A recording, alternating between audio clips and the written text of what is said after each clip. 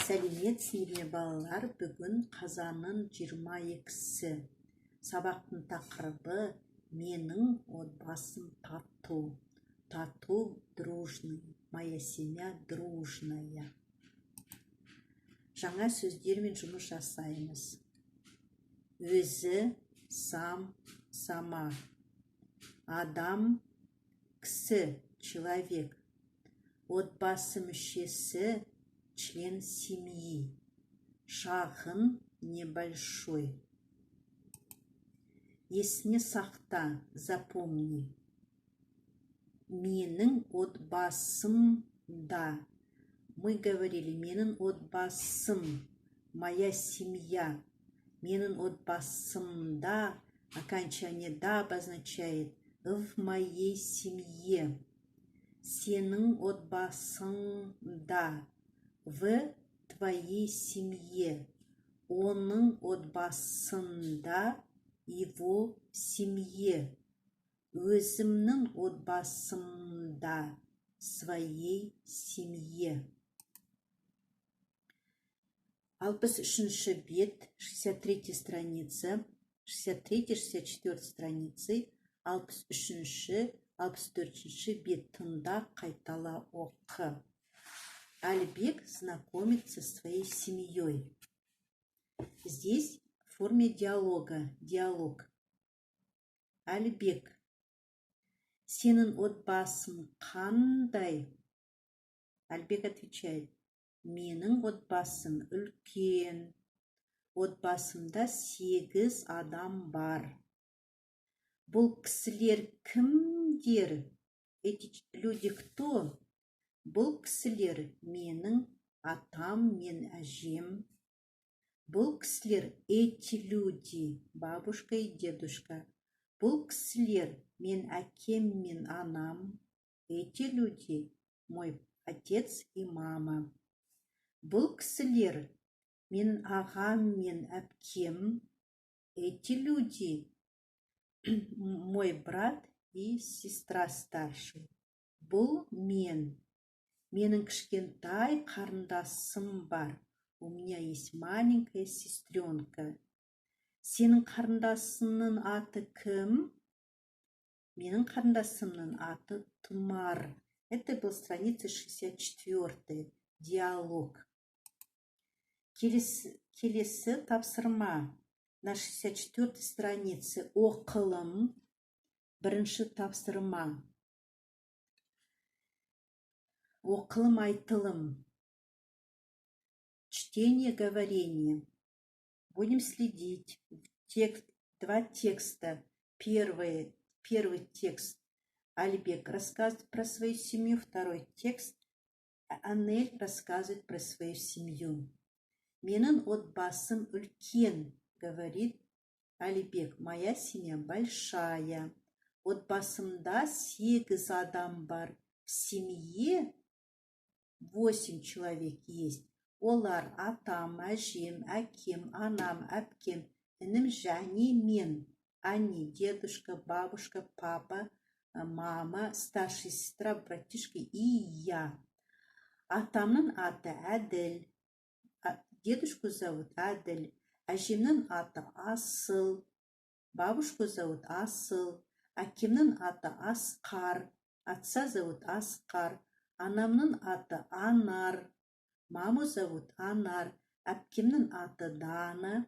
Старшую сестру зовут Дана. Інімнің аты Али. Братишку зовут Али. Өзімнің атым Алибек.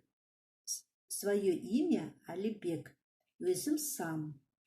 Өзімнің свое. Теперь будет знакомить со своей семьей Анель. Анельдің отбасы туралы. Про семью Анеля. Анель говорит, менің отбасым шағын. Моя семья небольшая. Отбасымда 3 адам бар. В семье 3 человека есть. Олар әкем, анам, әжем, мен. Они папа, мама и я. Әкемнің аты Ғалым. Отца зовут Ғалым. Анамның аты Жәния. Маму зовут Жәния. Өзімнің атын Анель. Свое имя Анель. Теперь, ребята, на странице 65 екінші тапсырма, 65-ші бет, екінші тапсырма. Теперь вы должны говорить, это дедушка Алибека, его зовут. Это бабушка Алибека, ее зовут.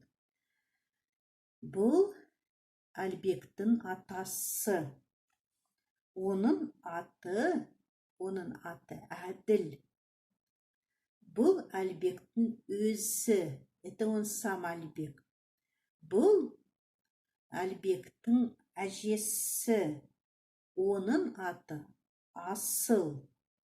Бұл Алибектің анасы. Мы говорим в третьем лице анасы. Оның аты Анар. Бұл Алибектің әпкесі. Оның аты Дана. Бұл Алибектің әкесі. Оның аты Асқар. Бұл Алибектің інісі.